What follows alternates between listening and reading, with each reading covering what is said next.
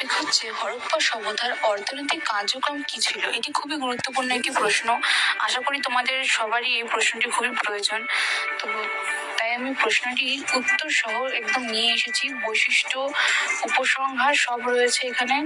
তোমরা এটিকে note down করে নিতে পারো।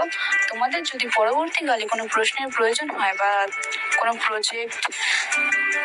প্রশ্নের উত্তরের প্রয়োজন হয়, তোমরা আমার কমেন্ট সেকশনে জানিও। আমি অবশ্যই তোমাদের প্রশ্নের উত্তর দেওয়ার চেষ্টা করব। ভিডিওটি ভালো লাগলে সাবস্ক্রাইব করে দিও, লাইক করে দিও এবং বন্ধুদের সাথে শেয়ার করে দিও, যাতে তারাও একটু উপকৃত হয়।